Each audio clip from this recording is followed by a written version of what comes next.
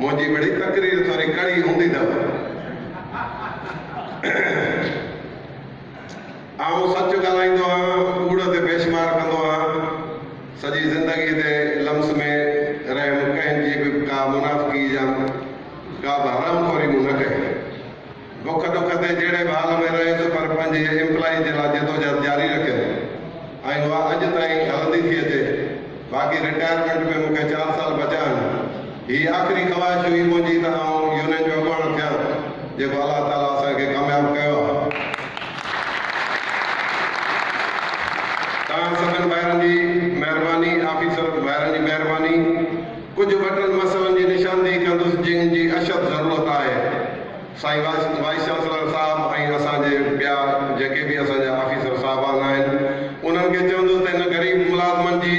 हक़नि जे लाइ ऐं ग़रीब मुलाज़िमनि जा जेके बि मसइला आहिनि उन्हनि ते थोरो जे हथु हल्को कंदो त तव्हां सभिनि जी महिरबानी थींदी उन में पहिरियों मसइलो इहो आहे त सभिनी यूनिवर्सिटियुनि खे सोसाइटियूं मिली चुकियूं आहिनि पर असांजी सोसाइटी अञा असांखे न मिली सघी आहे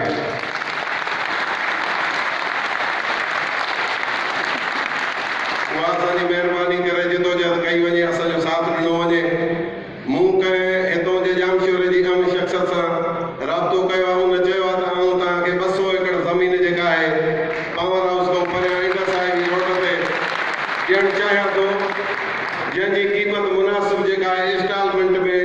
मुलाज़िम पंहिंजे पघार मां या कुझु यूनिवर्सिटी पंहिंजे हिसाब सां कटौती कराईंदी ऐं उहा 2 सालनि जी या 3 सालनि जी जेका बि हूंदी उन में असां तव्हां सां एतिरो ताउन कंदासीं त असांखे इंस्टॉलमेंट में पैसा ॾिजो तव्हांखे 7 फार्म ताईं 200 एकड़ ज़मीन तव्हांखे असां ॾींदासीं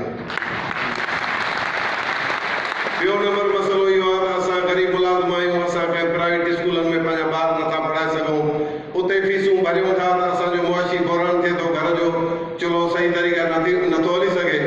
वाइस चांसलर साहब खे इहा मां गुज़ारिश कंदो त असांजे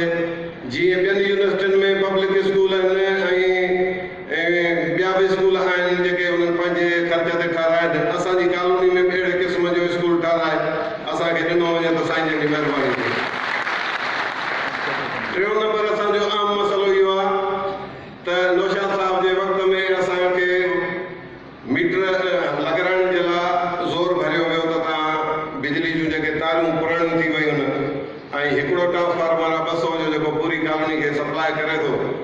उहो कढी असां तव्हांजे 20 घरनि ते हिकिड़ो ट्रांसफार्मर ॾियूं ऐं तव्हांजी नई लाइन हलायूं ऐं छा आहे जो उन में ॿिया बि डिपार्टमेंट रहनि था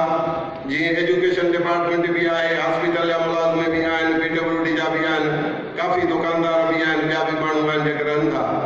पोइ उन जे करे जेको सो बिल उहो सॼो असांजो नौशाद साहब जेको वाइस चांसलर हो पुराणो साबिक़ा उहो भरींदो जंहिंजो बिल असांजो हर महीने 50 खां 60 लख रुपया भरियो वेंदो जंहिंमें असां खां 1500 2000 जे हिसाब सां हर घर खां मथा वेंदा पर उहो नाले मात्र आहे जेके 4-5 लख रुपया छह थींदा पोइ साईं चयो त बाबा गर्दन यूनिवर्सिटी जी कटिजे पेट तव्हांजो थो कटिजे इन करे जेको थो तव्हां सब्र कयो मां हीउ कमु करायां त तव्हांखे इंशाअल्लाह ताला मां सब्सिडी ॾींदुसि जीअं सिंध यूनिवर्सिटी मेरठ यूनिवर्सिटी में ॾिनो वञे थो मीटर उते बि आहिनि पर उन्हनि सां इहा रिआयत आहे त उन्हनि जा गर्ल्स जेके मुलाज़िम रखियल आहिनि उहे घरनि में वञी करे चेक कंदा आहिनि जंहिंजो AC हूंदो आहे उनजो रेट अलॻि रखियो वेंदो आहे जंहिंजो घर जी बिजली हूंदी आहे उनजो मुनासिब माना अधु सब्सिडी जेका आहे यूनिवर्सिटी भरींदी आहे अधु मुलाज़िम भरींदो आहे इन जो असांखे तमामु निहायत ऐं सख़्तु जेको सो असांखे मतिलबु एतिरा अटे वठण जे लाइ परेशान न आहियूं जेतिरा बिजली जे बिल ॾियण जे लाइ परेशान आहियूं वापदारनि असांखे